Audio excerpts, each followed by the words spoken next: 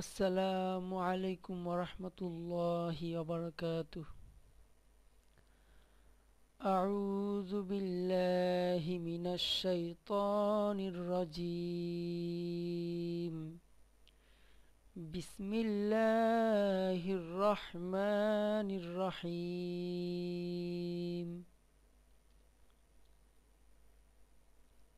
আউজিদ আলাইহি ওয়ারাত্তিলিল কুরআনা তারতিলা। সাদাকাল্লাহুল আযীম।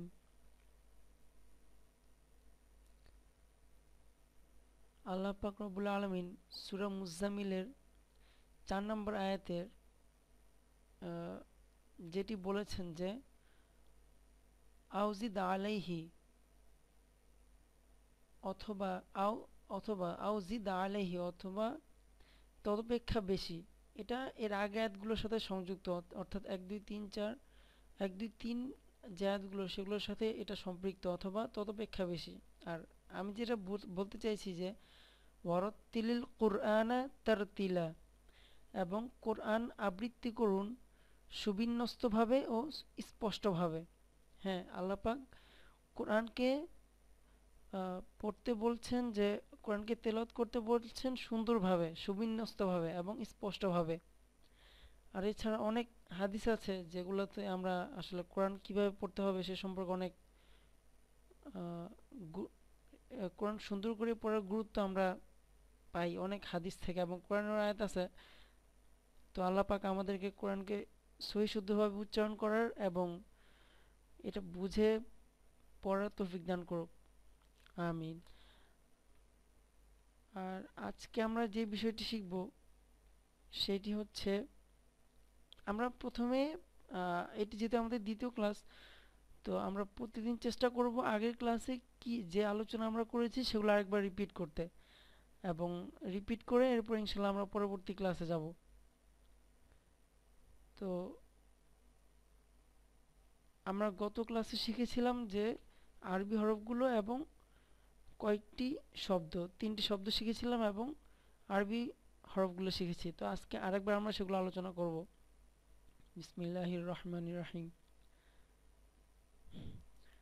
আলিফ, বা, তা, সা, জিম, হা, খ, দাল, জাল, র, জা, সিন, শিন, صاد, ضاد, ط, ظ, عين, غين, فا, قاف, কাফ, লাম, মিম, নুন, ওয়াও, হা, হামজা, ইয়া।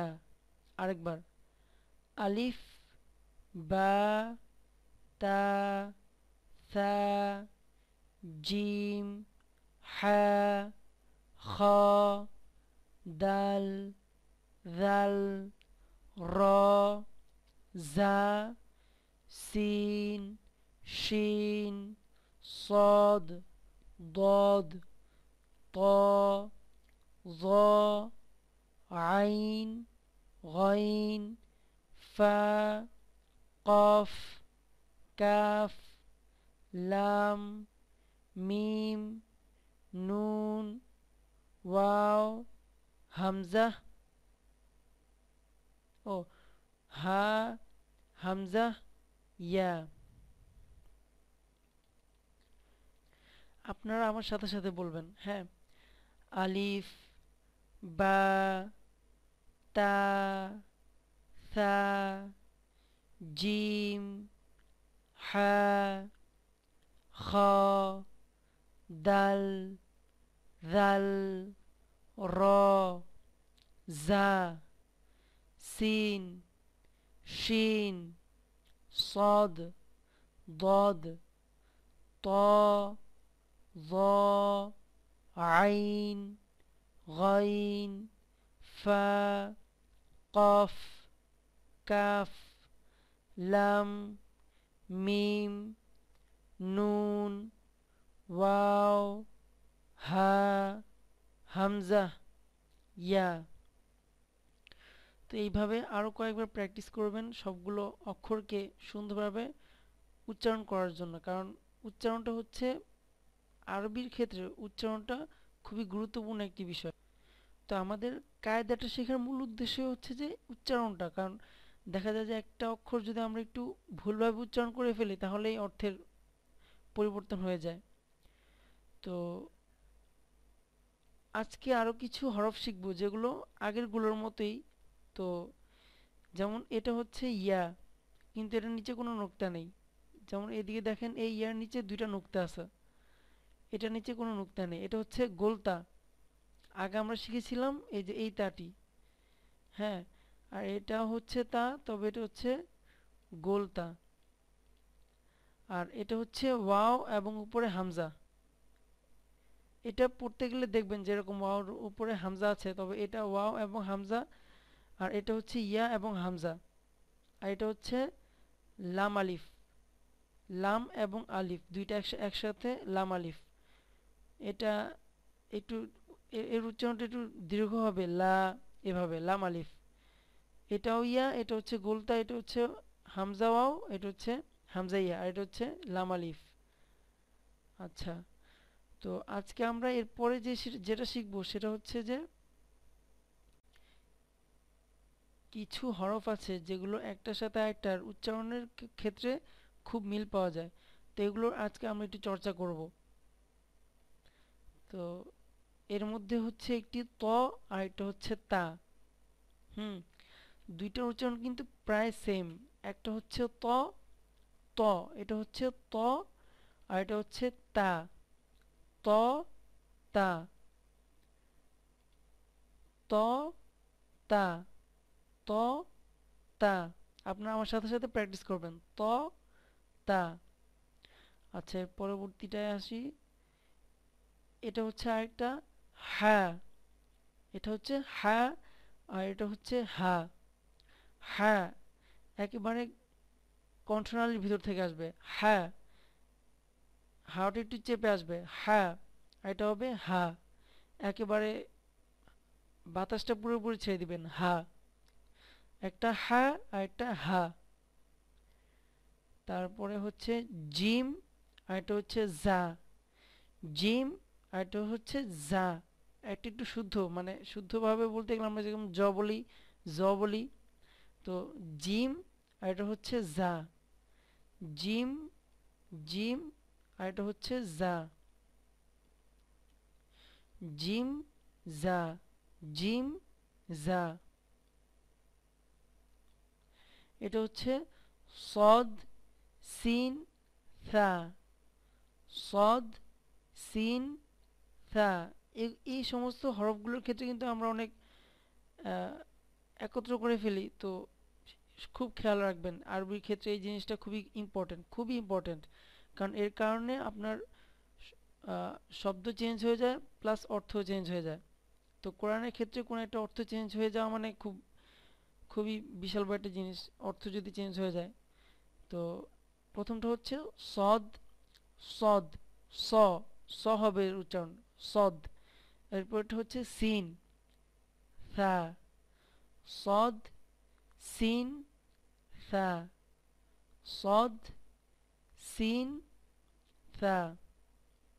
আচ্ছা, তারপরে আসি জদ, দদ, দাল, জ, দদ, দাল। এটা হবে জ, দদ, দাল।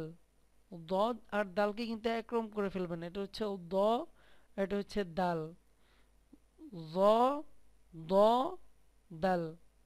তিনটা তিন রকম, জ, দদ, দাল, জ, দদ, দাল।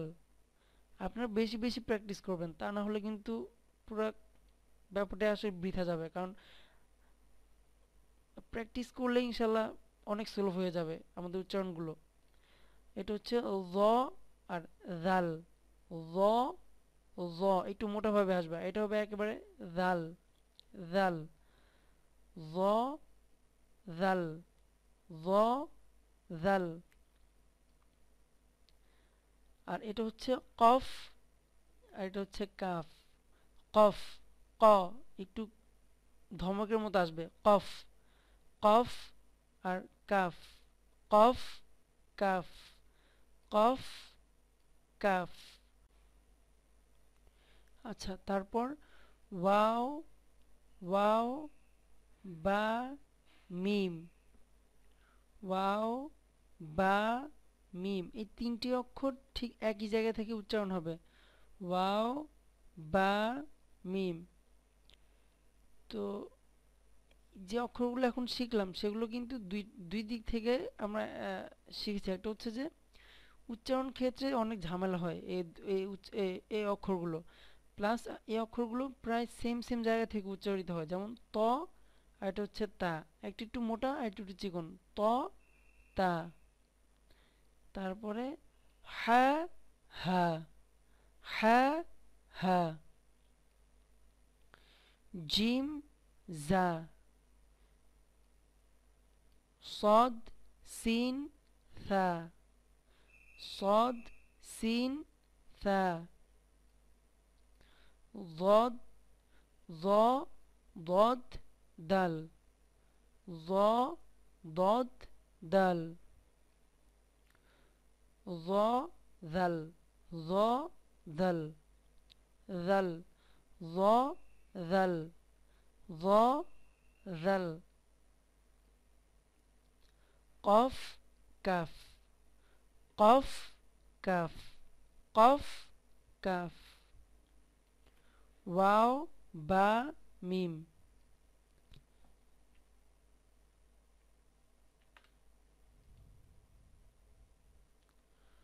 তো এ হচ্ছে আজকের হরফের যে ক্লাস, যতটুকু আমরা করতে পারলাম আজকে ইনশাল্লাহ। তো সবাই প্র্যাকটিস করবেন রেগুলার। আর ওই যে আরবি একটা কায়দা কিনে ফেলবেন, কারণ কম্পিউটার থেকে শুনবেন, লিসেনিং ওখান থেকে শুনবেন, প্লাস এখানে যে কোনো একটা বই কিনে ওটা থেকে ওটা দিয়ে প্র্যাকটিস করবেন। আচ্ছা, আজকে কিছু ওয়ার্ড শিখবো। তো দেখি কি কি ওয়ার্ড শেখা যায় আজকে। এখন থেকে আমরা বেশি ওয়ার্ড শিখবো না, অল্প অল্প ওয়ার্ড শিখবো, একেবারে অল্প, দুই কি তিনটা। তো আমরা যে ওয়ার্ডগুলো এখন শিখছি সেগুলোর নাম হচ্ছে মাসদার, আল মাসদারু, সেগুলোতে আরবিতে বলা হয় আল মাসদারু। আমরা এখন যে ওয়ার্ডগুলো শিখছি, হ্যাঁ, এরকম আল কিতাবাতু, আদ দুখুলু, আন নাসরু, এগুলো আমরা গতকালকে শিখেছিলাম। আজকে আমরা দুইটা শিখবো। তো এগুলোর নাম হচ্ছে, এগুলোতে আরবিতে বলা হয় আল মাসদারু। এগুলো ইনশাল্লাহ এক একটা পরিভাষা আমরা ইনশাল্লাহ পরবর্তীতে যখন গ্রামাটিক্যাল আলোচনা যখন করব, আরবি ব্যাকরণ নিয়ে যখন আমরা আলোচনা করব, তখন ইনশাল্লাহ আমরা মাসদার কাকে বলে সেগুলো নিয়ে আমরা আলোচনা করব। আর আরবি গ্রামারকে নাহু বলা হয়, নাহু। এরও আবার অনেক বড় একটা ইতিহাস আছে, কেন আরবি গ্রামারকে নাহু বলা হয়, কেন নাহু কেন বলা হয়, এর একটা সুন্দর একটা ইতিহাস আছে। তো আমরা ইনশাল্লাহ শিখবো আল্লাহ পাক যদি চান। তো আমরা গত ক্লাসে যেই যেই ওয়ার্ডগুলো শিখেছিলাম, প্রথমটি ছিল আল কিতাবাতু, আল কিতাবাতু, প্রথমটা হচ্ছে আলিফ, পরেরটা লাম, পরেরটা কাফ, এরপরেরটা তা, এরপরেরটা আলিফ, তারপরে বা, এরপর হচ্ছে গোলতা। আজকে যেটা শিখেছি গোলতা। হুম। আল কিতাবাতু অর্থ লেখা। প্রত্যেকটা অক্ষর দেখবেন, দেখে দেখে বোঝার চেষ্টা করবেন যে এই অক্ষরটা কি, এই অক্ষরটা কি, এই অক্ষরটা কি, অক্ষরগুলো চেনার চেষ্টা করবেন। আর ইনশাল্লাহ আমরা অক্ষরগুলো চিনিয়ে দেবো ইনশাল্লাহ। পরবর্তী ক্লাসগুলোতে আমরা এক এক দিন এক এক বিষয়ের উপর আলোচনা করব। তা প্রথম শব্দটি ছিল আল কিতাবাতু, অর্থ লেখা। দ্বিতীয়টি আদ-দুখুলু, প্রবেশ করা বা ভেতরে ঢোকা। আদ-দুখুলু, আদ-দুখুলু অর্থ প্রবেশ করা বা ভেতরে ঢোকা। আন-নাসরু, আন-নাসরু, সদ, আন-নাসরু অর্থ সাহায্য করা বা সহায়তা করা, সাহায্য সহায়তা করা, দুটোটা একই। আন-নাসরু অর্থ সাহায্য করা বা সহায়তা করা। তারপর হচ্ছে আল খুরুজু, এটি আজকে নতুন। আল খুরুজু, বাহির হওয়া বা নির্গম হওয়া, বাহির হওয়া। আল খুরুজ অর্থ বাহির হওয়া বা নির্গম হওয়া। আল খুরুজু, আলিফ লাম খ র ওয়াও জিম, আল খুরুজু বাহির হওয়া বা নির্গম হওয়া। তারপর হচ্ছে আল কুউদু, আল কুউদু বসা বা উপবেশন করা, আল কুউদু বসা বা উপবেশন করা। প্রত্যেকদিন এই ওয়ার্ডগুলো শিখবেন, প্রত্যেকটা ওয়ার্ড মুখস্থ করে রাখবেন, ভুলে যাবেন না আবার। কারণ এই সমস্ত ওয়ার্ড ইনশাল্লাহ কোরআনে অনেক জায়গায় পাবেন। আল খুরুজু, আন নাসরু, এগুলোর আবার তাসরিফ আছে, রূপান্তর আছে। হ্যাঁ, তো নাহু সরফ নিয়ে আমরা যখন আলোচনা করব তখন এগুলোর রূপান্তরগুলো আমরা ইনশাল্লাহ পড়বো আস্তে আস্তে, আল্লাহ পাক যদি চান। তো নিয়মিত ক্লাসগুলো করবেন ইনশাল্লাহ একটার পর একটা। আর সবার জন্য দোয়া করবেন। আর যারা বিজ্ঞ আলেম আছেন, সহি যারা জ্ঞান রাখেন, তাদের কাছ থেকে সবসময় আহ, তাদের লেকচার শুনবেন, তাদের ওয়াজ শুনবেন বেশি বেশি করে। আর বেশি বেশি করে কোরআন এবং হাদিসের কিতাবগুলো পড়বেন। দেখেন আসলে কত কত কাজে তো আমরা সময়গুলো ব্যয় করি। তো বিশেষ করে হাদিসের, সহি হাদিসের কিতাবগুলো এবং কোরআন, কোরআনের যে নির্ভরযোগ্য যে আহ, ব্যাখ্যাগুলো আছে, ব্যাখ্যা সব আমরা পড়ার চেষ্টা করব প্রতিদিন, কিছু হলেও শিখব।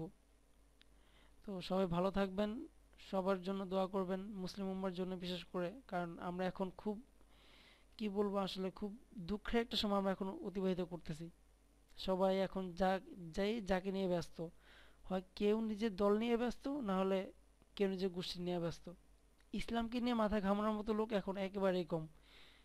হ্যাঁ, তো আসলে সবাই আল্লাহর কাছে চান, আল্লাহর কাছে দোয়া করেন, সবাই সবার জন্য দোয়া করেন। আল্লাহ পাক যেন আমাদের সবাইকে আবার সেই 1400 বছর আগে মুসলমানরা যেভাবে ছিল একটা ছায়ার নিচে, হ্যাঁ, আমরা যেন আবার সেই একদল হতে পারি। মুসলমানের মধ্যে যেন কোনো ভাগাভাগি, কোনো ভেদাভেদ যাতে না থাকে। ইসলাম হচ্ছে সেই ধর্ম যেটার মধ্যে কোনো কারোর মধ্যে কোনো ভাগাভাগি নেই, কারোর মধ্যে কোনো দলাদলি নেই, সবাই ভাই, সবাই আমরা ভাই। তো সবাই সবার জন্য দোয়া করবেন, আর আমার জন্য দোয়া করবেন যাতে আমি ক্লাসগুলো কন্টিনিউ করতে পারি। নেক্সট ক্লাসগুলো একদম আমরা যেন আমাদের মূল গন্তব্যে পৌঁছতে পারি, কোরআনকে বোঝা, হাদিসকে বোঝা। আসসালামু আলাইকুম ওয়া রাহমাতুল্লাহি ওয়া বারাকাতুহু।